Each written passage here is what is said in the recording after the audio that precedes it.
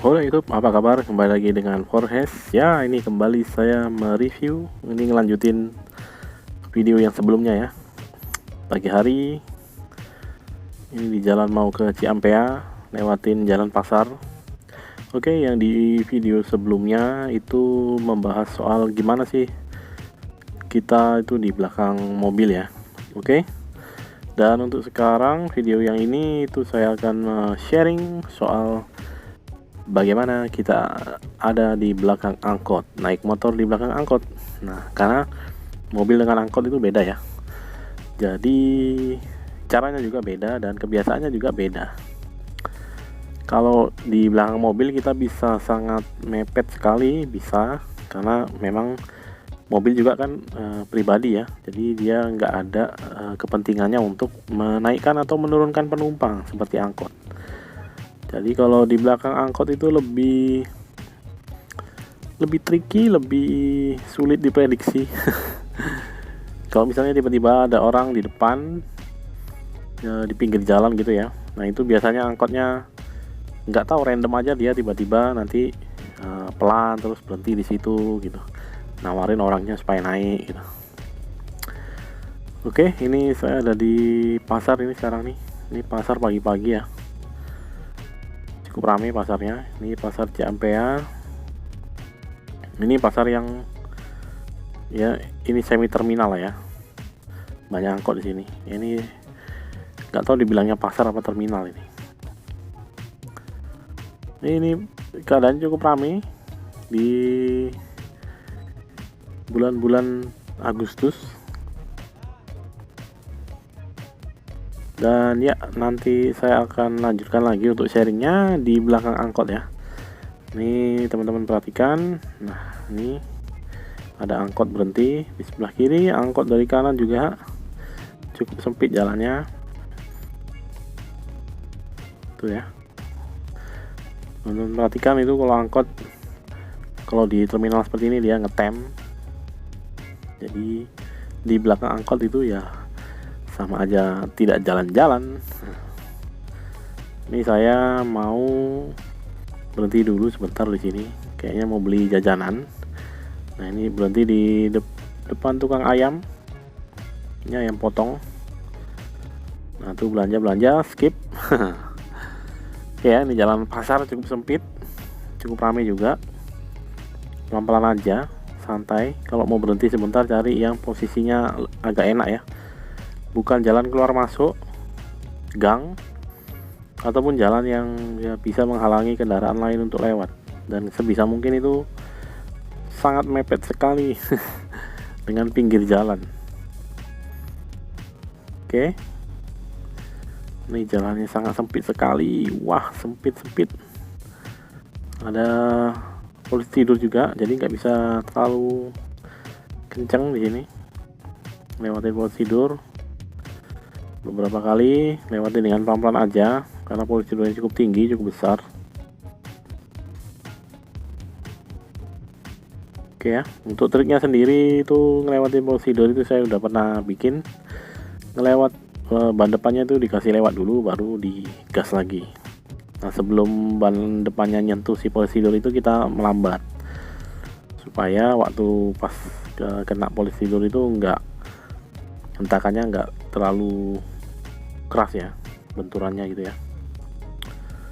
Lagi-lagi di sini jalannya cukup macet.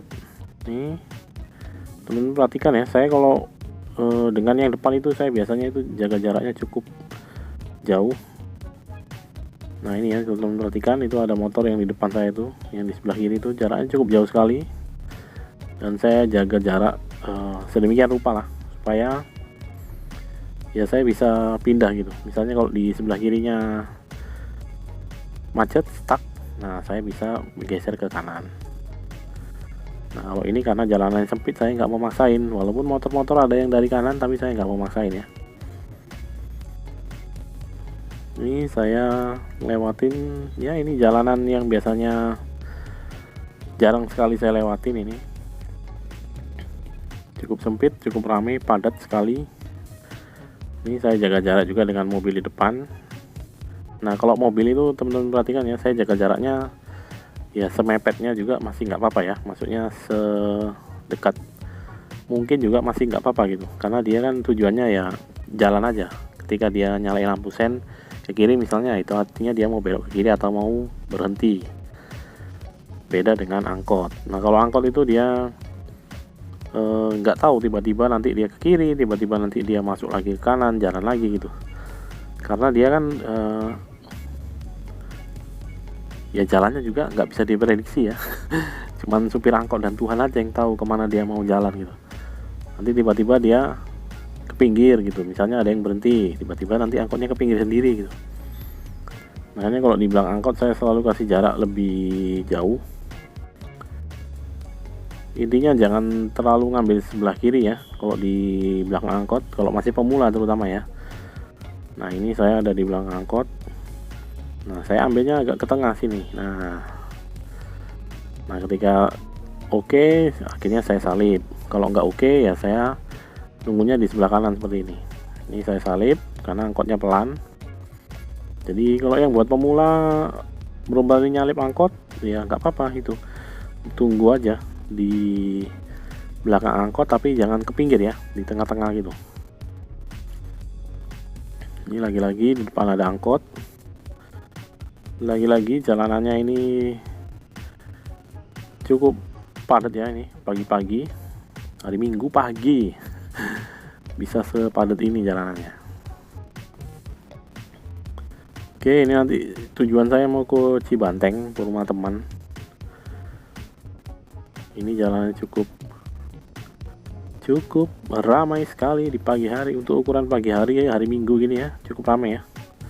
Walaupun dari tadi kelihatannya nggak ada yang lewat di sini tuh, nggak ada yang Sunmori naik motor gitu ya, rombongan. Ya ini mungkin orang-orang pengen jalan-jalan aja pagi-pagi, menghirup udara segar.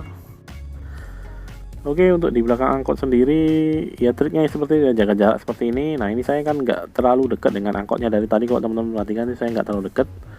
Ketika saya dekat pun itu artinya saya mau nyalip ya, tapi kalau saya mau santai ya santai seperti ini aja.